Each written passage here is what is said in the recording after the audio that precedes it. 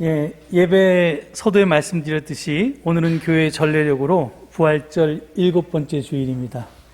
77이 49잖아요. 그러니까 이제 부활절 후 50일째가 되는 다음 주일은 오순절입니다. 성령 강림절입니다. 그러니까 오늘이 올해 부활절기 마지막 주일입니다. 또 오늘은 우리 교회 창립 68주년 기념주일이기도 합니다. 그리고 우리 교단 총회가 제정한 5.18 민주화운동 41주년 기념주일이기도 합니다. 부활절기, 교회 창립, 5.18 이 세 가지 주제 가운데 어떤 것에 초점을 맞춰서 증언을 할지 고민이 많았습니다. 그런데 저에게 가장 무게 있게 다가온 것은 앞에 세 가지 주제가 아니었고요. 오늘 본문으로 주어진 요한일서였습니다. 성서 일과는 올해 부활절 둘째 주일부터 일곱째 주일까지의 서신서 본문을 요한일서에서 제시했습니다. 그래서 총 6번에 걸쳐서 요한일서를 증언할 기회가 있었습니다. 그런데 이런저런 이유로 그 기회를 다 활용하지 못했고 오늘이 그 마지막 시간입니다. 또한 올해 대림절까지의 성서일과 서신서 본문에는 요한일서가 더 이상 없습니다. 그리고 올해 대림절에서부터 앞으로 3년 동안은 구약 성서를 본문으로 제가 증언할 예정입니다. 따라서 오늘이 요한일서를 증언할 마지막 기회입니다. 그런데 제가 요한일서를 증언하면서 여러분들께 꼭 드리고 싶었던 아주 중요한 말이 있었는데 아직 못 드렸습니다. 그래서 오늘은 그것에 대해서 좀 먼저 말씀드리고자 합니다. 세상 사람들 가운데 신이 즉 하나님이 있다고 믿는 사람도 있고 또 없다고 믿는 사람도 있습니다. 전자를 유신론자라고 하고 후자를 무신론자라고 하지요. 또 이도저도 아닌 신이 있는지 없는지 잘 모르겠다는 불가지론자들도 있습니다. 이렇듯 사람들은 하나님의 존재 여부를 두고 논쟁하고 다투지만 사실 하나님은 존재라고 하는 범주 안에 넣을 수 있는 그런 분이 아닙니다. 그러니까 이 범주 안에 넣어지면 이미 그때부터 신은 신이 아니고 하나님은 하나님이 아닌 게 됩니다.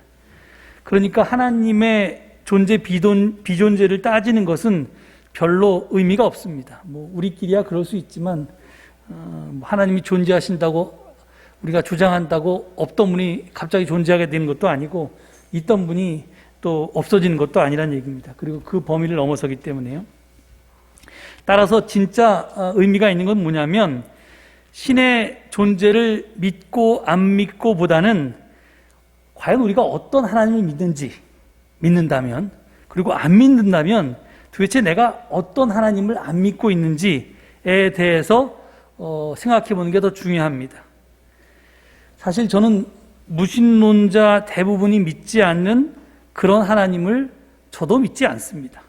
물론 이 말은 제가 무신론자라는 말은 아닙니다. 제가 말하고자 하는 바는 무신론자건 유신론자건 하나님에 대한 생각을 바꾸기가 쉽지 않지만 만약 하나님에 대한 생각을 바꾸게 되면 우리의 삶 전체가 확 바뀔 수 있다는 겁니다. 그래서 어떤 하나님을 믿는지 어떤 하나님을 믿지 않는지 우리가 좀 생각해 보아야 합니다. 많은 종교학자들은 인간이 가진 실존적인 불안과 두려움을 종교의 기원으로 봅니다. 그러니까 인간이 살면서 해결할 수 없는 문제가 있죠. 특히 죽음의 문제는 그 누구도 피해갈 수 없는 해결할 수 없는 문제입니다. 이런 해결할 수 없는 문제, 특히 죽음에 대한 불안과 공포가 인간의 실존 조건이라는 데는 누구나 동의할 것입니다. 그런데 종교가 거기서 비롯되었다라는 주장은 사실은 그와는 별개입니다. 따라서 꼭 종교의 기원에 대해서 인간의 실존적인 문제 때문이다 라고 하는 것과 다른 주장을 하는 사람들도 있습니다. 그 중에서 사람이 삶의 가치와 의미를 추구하는 데서 종교가 비롯되었다고 보는 이들도 있습니다. 나는 누구인지, 왜 존재하는지, 내 삶에서 추구해야 할 목적과 의미라는 게 있는지, 있다면 그게 뭔지, 이런 질문들에 대한 답을 찾는 것이 종교라는 것입니다. 따라서 종교는 더 나은 삶을 위한 우리 인간의 노력과 깊은 관계가 있습니다. 이런 의미에서 하나님은 사랑이라고 선언한 요한 1서는 종교의 의미에 관해서 매우 중요한 메시지를 담고 있다고 저는 믿습니다.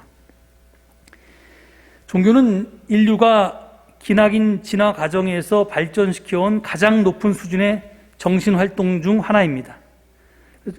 종교의 기원을 인간 실존으로 보든 아니면 의미 축으로 보든 상관없이 인간은 역사 속에서 신은 어떤 분인지에 관해서 묻고 답해왔습니다.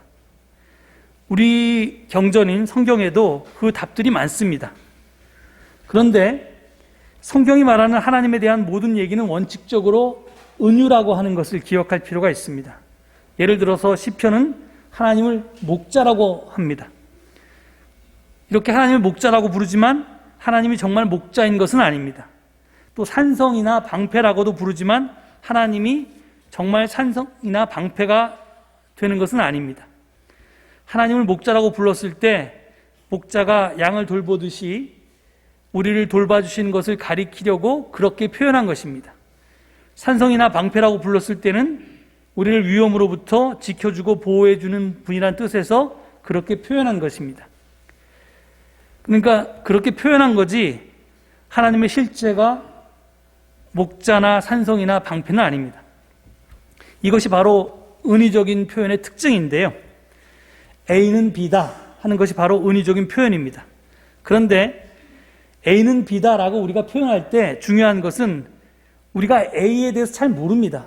그래서 A를 설명하려고, 이해하려고 우리가 잘 아는 B를 끌어오는 것입니다. 그러니까 하나님은 목자이다 그러면 하나님에 대해서는 잘 모르지만 목자에 대해서는 우리가 잘 알고 있을 때 하나님은 목자이다라는 은유적인 표현을 쓰는 겁니다. 그래서 목자나 산성이나 방패를 그렇게 하나님을 이해하고자 또는 설명하고자 우리가 이용하는 것이죠. 그런데 요한 1서는 희한한 주장을 합니다. 하나님은 사랑이다 이렇게 말합니다. 성경 전체에서 하나님은 사랑이다라고 하는 말은 요한 1서에 밖에 안 나옵니다. 요한 1서 4장 8절과 16절 단 두 군데만 나옵니다. 도대체 하나님은 사랑이다 라는 말은 무슨 뜻일까요? 먼저 이것은 은유적인 표현이 아닙니다. A는 B다 라고 했을 때 B는 그 의미가 분명해야 한다고 했습니다. 자명하고 명확해야 한다고 했습니다. 그래야 A가 뭔지 알 수가 있습니다. 달리 말해서 B는 추상명사이면 안 되고 보통 명사 중에서 물질 명사여야 합니다. 우리는 흔히 이렇게 생각하고 표현합니다. 사랑은 하나님의 속성이야. 하나님은 사랑의 하나님이야. 하나님은 우리를 이토록 사랑하시는 분이야. 이렇게 이야기합니다. 그런데 지금 제가 했던 말들과 요한 1서의 생각과 표현은 그것과 다릅니다. 요한 1서는 그렇게 표현한 게 아니라 하나님은 사랑이다. God is love. 이렇게 표현합니다. 요한 1서의 이 문장은 하나님의 본질을 말하고자 하는 것이 아닙니다. 하나님을 설명하거나 하나님을 이해시키려는 것도 아닙니다. 지금 요한 1서는 하나님을 아는 방법에 대해서 말하고 있는 것입니다. 우리가 하나님을 어떻게 인식할 수 있는가에 관해서 말하고 있는 것입니다. 요한 1서와 같은 요한계 문헌인 요한복음은 하나님은 영이시다 이런 말을 합니다. 그래서 우리가 예배를 시작할 때마다 하나님은 영이시니 예배하는 자마다 신령과 진정으로 예배할지니라 이런 말을 많이 인용하는데 그게 요한복음 4장 24절에 나오는 말입니다. 근데 하나님은 영이시다 이렇게 얘기하는 이 표현도 역시 은유가 아닙니다. 영도 애매모호한 물질 명사가 아니기 때문에 그렇죠. 하나님이 영이다, 스피릿이다 라고 하는 말은 하나님이 육이 아니다, 하나님이 물체나 물질이 아니다 라는 말과 사실은 같은 뜻입니다. 따라서 영이신 하나님을 우리는 눈으로 볼 수도 없고 귀로 들을 수도 없고 손으로 만질 수도 없습니다. 그런데 제가 요한 1서의 증언을 시작하면서 첫 번째 증언에서 요한 1서 1장 1절의 말씀을 소개했는데요. 거기 보면 이렇게 증언하고 있습니다. 이 글은 생명의 말씀에 관한 것입니다. 이 생명의 말씀은 태초부터 계신 것이요, 우리가 들은 것이요, 우리가 눈으로 본 것이요, 우리가 지켜본 것이요, 우리가 손으로 만져본 것입니다. 이 생명이 나타나셨습니다. 우리는 그것을 보았습니다. 그래서 우리는 이 영원한 생명을 여러분에게 증언하고 선포합니다. 이 영원한 생명은 아버지와 함께 계셨는데 우리에게 나타나셨습니다. 이렇게 요한일서를 시작합니다. 이게 요한일서의 지필 목적인데, 지금 영이신 하나님을, 물질이 아니고 물체가 아닌 하나님을 귀로 듣고 눈으로 보고 손으로 만져보았다고 말합니다. 요한 공동체는 어떻게 물질이 아닌 하나님을 그렇게 할 수 있었을까요? 영이신 하나님을 어떻게 체험할 수 있었을까요? 그 답이 요한일서 가운데 나오는데 4장 7절 8절에 있습니다. 제가 그것도 한번 읽어드리겠습니다. 화면에 나오나요? 예, 나오네요. 사랑하는 여러분, 서로 사랑합시다. 사랑은 하나님에게서 난 것입니다. 사랑하는 사람은 다 하나님에게서 났고 하나님을 압니다. 사랑하지 않는 사람은 하나님을 알지 못합니다. 하나님은 사랑이시기 때문입니다. 제가 오늘 문제 삼은 하나님은 사랑이시다라는 말이 여기 나옵니다. 주목할 곳은 사랑하는 사람은 하나님을 알고 사랑하지 않는 사람은 하나님을 알지 못한다는 구절입니다. 여기서 요한일서는 하나님을 어떻게 인식하느냐, 어떻게 경험하느냐 하는 문제를 다루고 있습니다. 어떻게 하면 눈에 보이지 않는 하나님을 알 수 있는지, 생각과 추론에만 의지해서는 알 수도 없고 경험할 수도 없는 하나님을 어떻게 인식하고 체험할 수 있는지를 말하고 있습니다.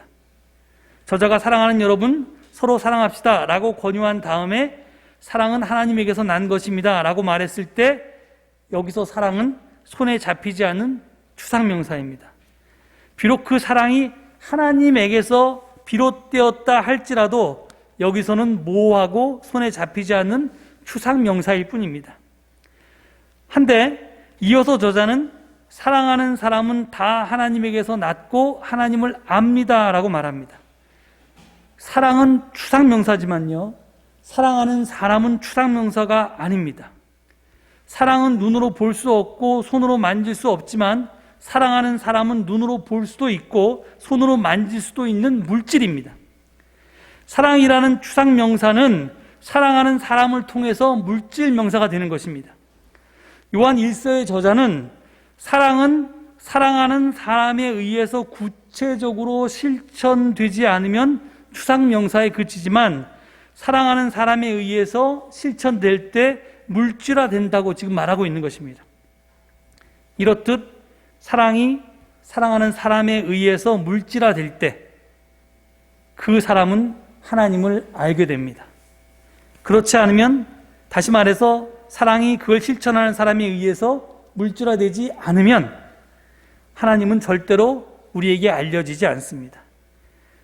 요한 1서가 말하는 것이 바로 이것입니다. 하나님은 구체적인 사랑의 실천을 통해서만 알려지고 경험될 수 있다는 것입니다. 이 긴 전제를 넘어서 이제 비로소 우리는 오늘 본문으로 넘어갈 수 있게 되었습니다. 오늘 본문은 하나님의 증언에 대해서 이야기하고 있습니다. 하나님의 증언은 자기 아들에 관한 것이고 그 내용은 아들을 통해서 영원한 생명을 주셨다는 것입니다. 구체적으로 말하면 하나님의 아들을 믿는 사람, 또는 하나님의 아들의 이름을 믿는 사람은, 하나님의 아들을 모시는 사람은 그 아들 안에 있는 영원한 생명이 주어졌다는 것이 지금 오늘 본문의 주장입니다. 이 본문을 읽어보면요, 이게 무슨 뜻인지 알쏭달쏭합니다. 근데 제가 조금 아까까지 말씀드린 그 앞에 설명을 전제하고 읽으면 그 뜻이 좀 분명해집니다. 예수님의 구체적인 사랑의 실천을 통해서 하나님이 우리에게 알려지고 경험되었다는 말입니다. 예수님의 구체적인 사랑의 실천이 무엇입니까? 요한계 문헌에서 그것은 언제나 성육신입니다. 인카네이션을 가리킵니다. 영이신 하나님이 아들을 통해서 육으로 왔습니다. 따라서 아들은 성육신하신 하나님, 인카네이티드 가십니다. 영이신 하나님이 추상명사인 사랑이 아들의 육으로 물질화됨으로써 비로소 우리에게 알려지게 되었습니다. 이제 우리가 그 하나님의 증언을 받아들이면, 하나님의 아들을 믿고 하나님의 아들을 우리 안에 모시면 영원한 생명, 즉 영생이라고 하는 건데, 영생은 이게 뭐 죽어서 천국 가서 영원히 산다 이런 말이 아니라, 요한복음에서 말하는 영생은 이게 다가올 시대의 삶인데, 그러니까 미래에 내가 누리게 될 삶을 지금 누리는 게 영생이라는 뜻인데, 하여간 그 영원한 생명을 지금 여기에서 누리게 된다는 것입니다. 여기서 주목할 것은요, 주의할 것은요, 아들을 믿는다 또는 아들을 모신다라는 것이 예수에 관한 신학적인 주장을 믿는다는 걸 의미하는 게 아니라는 겁니다. 예수를 사랑하는 것, 예수에게 충실하고 예수에게 헌신하는 것을 의미합니다. 달리 말해서 예수가 그랬듯이 추상명사인 사랑을 구체적인 행위와 실천으로서 사랑으로 드러내 보이는 것을 뜻합니다. 이렇듯 사랑을 실천할 때만 우리는 하나님을 경험할 수 있고, 그 하나님의 경험은 우리 삶의 가치와 의미를 깨닫게 해줍니다. 그것이 우리가 신앙생활을 하는 궁극적인 목적이기도 합니다. 그래서 지금 이 요한일서의 하나님은 사랑이시다라는 말은 종교가 갖는 그런, 우리가 삶의 목적과 의미를 추구하기 위해서 종교라는 것이 생겨났고 종교의 궁극적 의미는 그것이다라고 하는 것에 대한 답을 주고 있습니다. 끝으로 부활절기, 교회 창립, 그 다음에 5.18 이 세 가지 주제에 대해서 잠시 언급하고 오늘의 증언을 마치도록 하겠습니다. 부활의 삶이란 다른 어떤 것이 아닙니다. 내 삶을 통해서 예수님의 사랑이 드러나는 삶을 사는 것입니다. 그래서 사람들이 나를 보고 나에게 듣고 나와 접촉하면서 예수님을 보고 듣고 만지게 하는 것입니다. 여기서 드러나는 것이 중요합니다. 추상이 물질이 되게 하는 것이 핵심입니다. 드러나지 않는 사랑은 사랑이 아닙니다. 표현되지 않는 사랑은 사람을 변화시킬 수가 없습니다. 그렇다고 사랑을 과시하라는 말이 아닙니다. 생각이나 말로만 사랑하지 말고 구체적인 행위와 실천으로 사랑을 하라는 말입니다. 교회 창립 68주년 기념주일에 우리 교회의 존재 이유에 대해서 다시 생각해 봅니다. 우리 사회에 교회가 많이 있습니다. 이 많은 교회 중에 왜 우리까지 있어야 할까요? 그냥 태어났으니까 그냥 저냥 살아가듯이 우리 교회도 생겨났으니까 그냥 존재해야 하는 걸까요? 우리가 인생의 의미와 목적을 찾기 위해서 종교 생활을 한다면 교회의 존재 의미와 목적도 분명히 해야 하지 않겠습니까? 우리 교회의 목적은 우리가 매주 고백하는, 오늘도 드려지는 서울제일교회 신앙 고백에 분명하게 드러나 있습니다. 우리는 하나님과 함께 우리와 세상을 변화시켜 나가기 위해서 존재합니다. 중요한 것은 변화의 대상에 세상만 있는 것이 아니라 우리도 포함되어 있음을 유의해야 합니다. 세상을 변화시키기 위해서는 나부터 변화되어야 합니다. 사랑 넘치는 하나님 나라를 만들기 위해서는 내가 먼저 하나님 사랑의 사람이 되어야 합니다. 그리고 사랑의 사람이 되는 길은 예수 그리스도가 앞서가신 십자가의 길입니다. 우리는 묵묵히 그 길을 걸어가고자 모인 사람들입니다. 혼자가 아니라 여럿이 서로 밀어주고 끌어주면서 함께 갑니다. 그 과정 자체가 사실은 하나님 나라입니다. 우리는 그렇게 조금씩 변화해 갈 것이고요. 그렇게 조금씩 세상을 변화시켜 나갈 것입니다. 우리가 5.18 민주화 운동을 기념하는 이유도 세상의 변화를 지향하기 때문입니다. 악을 처벌하는 것이 궁극적인 목적이 아니라 악을 악이라고 분명히 하고 악의 책임자를 분명히 밝히고 기억함으로써 다시는 우리 역사 속에서 그런 불행이 반복되지 않게 하려는 것입니다. 이것이 바로 구체적인 행위와 실천으로서의 사랑입니다. 사회적 사랑이라고 할 수 있습니다. 그러나 우리는 사랑의 사람이 되어야 합니다. 사랑의 교회가 되어야 합니다. 그냥 막연한 사랑이나 시혜적인 사랑을 넘어서 근본적으로 나를 바꾸고 우리를 변화시키고 사회를 변혁할 수 있는 사랑을 해야 합니다. 그 사랑이 구체적으로 무엇인지는 우리가 함께 공부하고 토론하고 실천해 가면서 찾아야 할 것입니다. 아무튼 우리는 그 일을 위해서 부름을 받았다는 하나님의 증언을 오늘 깊이 간직하시고 그렇게 살 수 있는 우리와 우리 교회가 되기를 간절히 축원드립니다. 이 말씀을 되새기시면서 다 함께 침묵 가운데 묵상하시겠습니다.